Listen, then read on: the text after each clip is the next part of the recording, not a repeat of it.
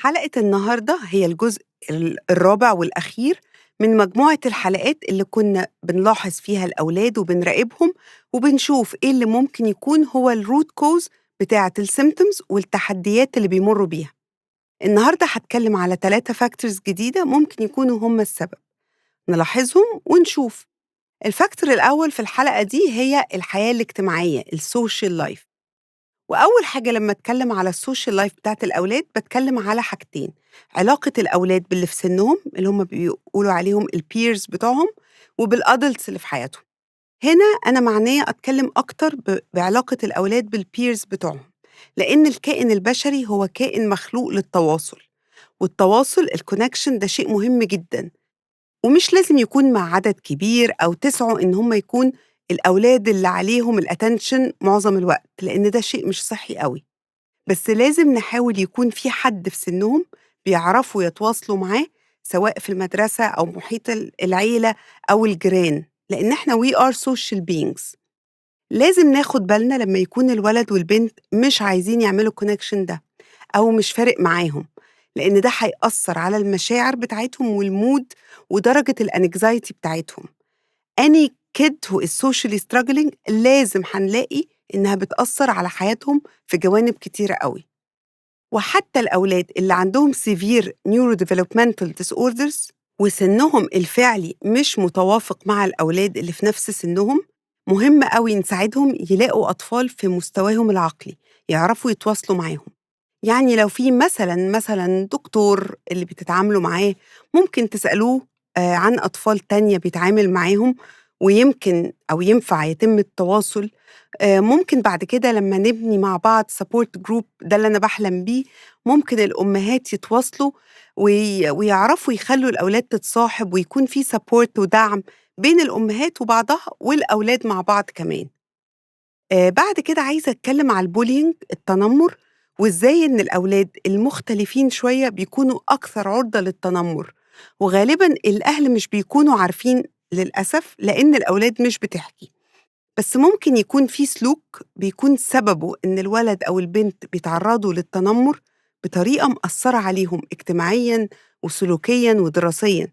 عشان كده التواصل وفتح حوار مع الأولاد مهم جدًا، عشان الأولاد تعرف تحكي على اللي بيتعرّضوا له. لإن مثلًا لو الطفل أو الطفلة بقوا aggressive في البيت أو بقى عندهم سلوك غريب وجديد عليهم، أو تحسّوا إن هم بيسرحوا وبيتجنّبوا التجمُّعات مع الأهل أو الأصحاب، ممكن يكونوا إنهم بيتعرّضوا للتنمُّر وده مخلّيهم مش عارفين يتعاملوا مع أخواتهم أو الدايرة المحيطة بيهم. في statistics في أمريكا بتقول إن الأطفال على سِن 12 سَنة لازم هيكونوا اتعرّضوا للتنمُّر أو هم تنمّروا على أولاد تانية. 70% منهم قالوا إن هم ما اتكلموش مع أي adult في الموضوع ده خالص. الفكرة بقى كمان إن الbullying مش بس بيحصل in person في المدارس أو في الactivities النوادي بعد المدارس أو في الدروس أو في whatever، لأ ده دلوقتي كمان ممكن يكون online. لإن الحاجة اللي دلوقتي كمان موجودة أوي إن كتير من الأطفال والمراهقين بقت حياتهم الاجتماعية هي السوشيال ميديا، وبيتعاملوا مع الناس أونلاين بس مش عارفين to interact مع ناس في العالم الواقعي. خدوا بالكم لازم الأطفال يكون عندهم social connection في الحياة الواقعية كمان.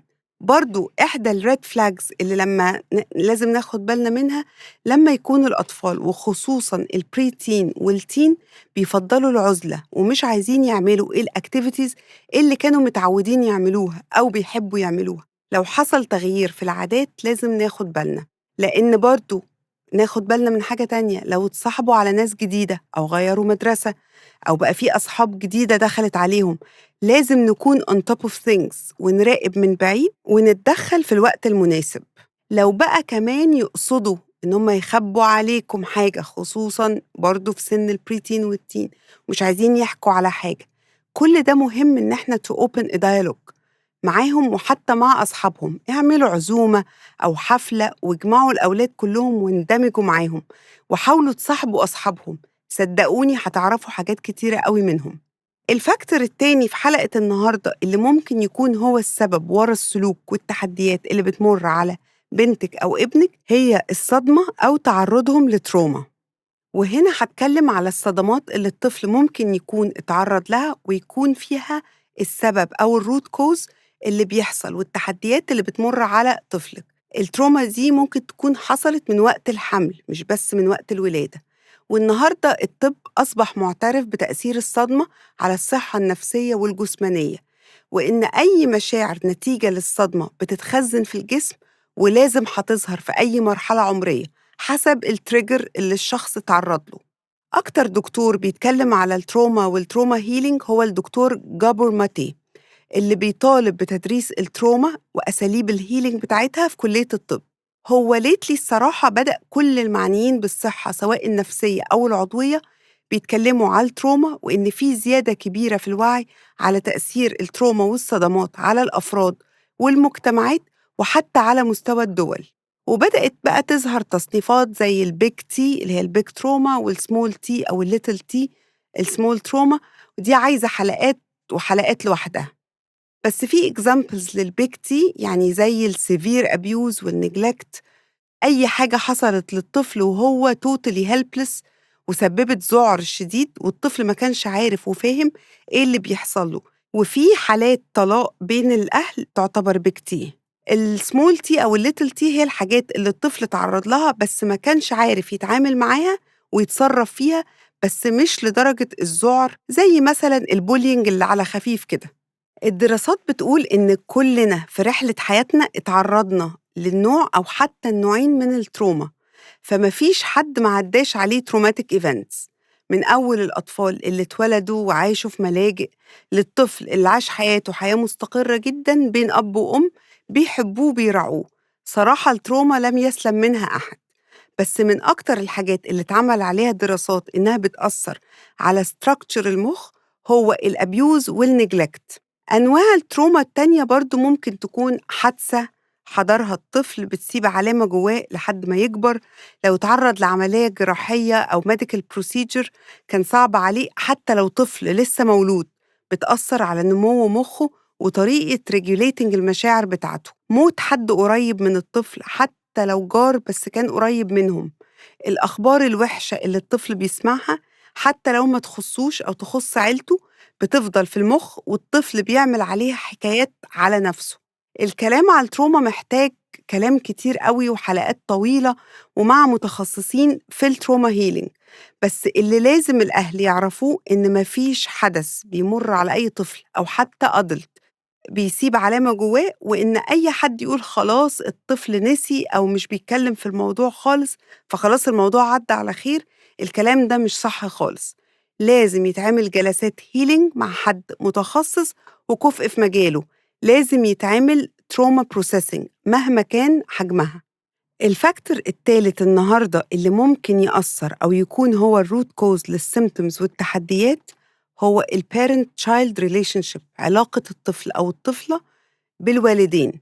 وهنا قبل ما أبدأ كلامي لازم أقول إن نو واي كأهل أنتم السبب أو الكوز في التحديات اللي أولادكم بتمر بيها، ولكن كأهل الطريقة اللي بنتعامل ونتفاعل ونتواصل بيها مع أولادنا والاتيتيود بتاعنا والانرجي بتاعتنا اللي بنوصلها لهم في تعاملاتنا للعيلة كلها بتأثر في إزاي هم بينموا وبيفانكشن وإحاسيسهم بتبقى إزاي. وكل ده ممكن نتحكم فيه to a degree طبعا، وهيكون له تأثير مباشر على الأولاد. مهم نعرف إحنا مش السبب في تحديات أولادنا، بس ممكن طريقتنا تساعد وتساهم في إن هم يتخطوا كتير من تحدياتهم والمصاعب اللي بيواجهوها. تعالوا نبص كده على إيه اللي ممكن نتحكم فيه. أول حاجة لو عندنا دربكة في البيت وهرجلة، مفيش نظام مفيش روتين، لو الفاميلي انفايرمنت ما فيهاش كونسيستنسي وفي لخبطة كبيرة في البيت، ولو ده أوكي مع الأب والأم والحياة ماشية، تأكدوا إن ده مش في صالح الأولاد.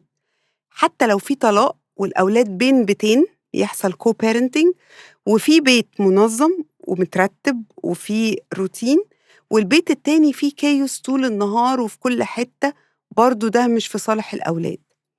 تاني حاجة الستريس في البيت أو النظام العائلي، انتم مع نفسكم كده اعملوا assessment للفاميلي سيستم، شوفوا فين مصادر الستريس، هي financial ولا لأن في extra needs kids أو ستريس في العلاقة الزوجية، شوفوا إيه اللي ممكن تعملوه يقلل الجو العام من التوتر، لإن كل أم وأب already ممكن يكون عندهم chronic stress، يا من شغلهم، يا من أهلهم، يا من طفولتهم، حتى ده بيأثّر على الأولاد. وفي طبعًا stress مفهوم جدًا إن هو نابع من إنِّك مش عارفة تتعاملي مع high needs kids. تالت حاجة إحساس الأهل بالفشل مع أولادهم. ليه؟ لإن التربية إحنا بنحس بيها بعد مدة، يعني الأم بتقعد تربي وتقول تعليمات وتبذل مجهود كبير أوي وما بتحسش بقيمة تعبها ده غير بعد فترة، زي الزرعة كده بالضبط، اللي بيزرع حاجة بيرمي البذرة ويقعد يرويها، يقعد فترة كبيرة حتى لو هي ما ظهرتش ما بيقولش أنا تعبي راح فين، فلازم ناخد بالنا إن هي التربية لازم يكون في نَفَس طويل علشان إحنا مش بنحس بيها غير بعد مدة. رابع حاجة لو في expectations للأطفال وهم مش قادرين يوفوها، بتسبب إحباط وبتأثّر على العلاقة ما بين الطفل والأب والأم. خامس factor التروما بتاعة الأب والأم ذات نَفْسهم والemotional baggage اللي كل واحد جاي بيها من بيته. والparenting style اللي اتربى بيهم الأب والأم برضه بيأثّر على علاقتهم بأولادهم. لو محتاجين healing وtherapy أرجوكم ما تتأخّروش. سادس حاجة الconsistency في طريقة التربية بين الأب والأم، وعلى قد ما نقدر إحنا هنا مش بندوّر على إن إحنا نكون perfect ومثاليين، بس على قد ما نقدر تكون الجهود متوحّدة، يعني اللي الأب بيقول عليه لأ، الأم برضه تقول عليه لأ، مش يبقى واحد كده بيقول حاجة والتاني بيقول حاجة تانية، الأطفال محتاجين consistency. سابع حاجة الخناقات والمشاكل بين الأب والأم ومع الطفل اللي بيمُر بالتحديات. دايمًا افتكروا لو الطفل قادر يعمل حاجة هيعملها if he could he would، فبلاش نُثقل على الأطفال اللي عندهم limitations بtask أو بexpectations هم مش هيقدروا عليها. ده بقى يقودنا لتامن حاجة إن ساعات الأهل بيكونوا مش عارفين يتعاطفوا مع التحديات اللي بتمُر على أولادهم، ده طبعًا مفهوم، بس ساعات ما بيحصلش acknowledgement للمشاعر اللي بتمُر على الأولاد. ده مهم نعرفه ليه؟ لإن إحنا دايمًا الأب والأم هيعلّقوا على الbehavior وهيبدأوا يحاولوا يصحّحوا الbehavior من غير ما يacknowledge ويفهموا الدافع والمشاعر اللي ورا الbehavior ده. فإحنا ممكن to acknowledge ونقول لهم أيوه أنتم عندكم حق إن أنتم تكونوا زعلانين وغضبانين، بس ده ما يدّيكوش الحق إن أنتم تضربوا أخواتكم. فأنت هنا عملت acknowledgement للدافع اللي خلّاه يعمل behavior غير مقبول. ما تقبلش الbehavior ولكن you have to acknowledge المشاعر اللي ورا الbehavior. المهم من كل ده إن it takes courage إن إحنا نتحمّل مسؤولية علاقتنا مع الأولاد، ونُقف ونقول إحنا محتاجين إيه من العلاقة دي، وكل ما نحاول ندعّم العلاقة دي هتكون في مصلحة الأولاد، وإحنا ما تعتمدوش على الtherapist وجلسات تعديل السلوك إن هم اللي هيشتغلوا ويعملوا ويعلّموا الأولاد، أنتم لازم تتدخّلوا وتعرفوا إيه اللي الأولاد محتاجينه مع الأخذ طبعًا في الاعتبار نَفْسكم والself care عشان تعرفوا تتعاملوا مع أولادكم. لو ما سمعتوش الحلقة بتاعة الself care اللي كنت فيها مع نانسي عشرة، أرجوكم اسمعوها. الself care مش رفاهية، وخصوصًا لو عندكم طفل عنده neurodevelopmental issues. كده وصلنا لآخر حلقة في مجموعة العوامل أو الfactors اللي ممكن تكون هي الroot cause لأي صعوبات أو تحديات بتعدّي على بنتِك أو ابنِك. الfactors دي نقطة البداية، لمّا نفكّر فيها ممكن تكون هي السبب في تحديات التركيز والسلوك والتعامل مع الenvironment. ساعات السبب بيكون simple وسهل التعامل معاه، وساعات السبب بيكون complex ومُعقّد ولازم نختبر كذا factor. I hope إن تكون الحلقات دي ساعدتكم إنكم تشوفوا الصورة أوضح وأعمق، وتتكلموا مع الدكاترة على كل العوامل اللي ممكن تكون تهمكم وواخدة حيّز من تفكيركم وقلقكم على أولادكم. ولو في أي أسئلة ابعتوها لي وهاجاوب عليها بالتفصيل.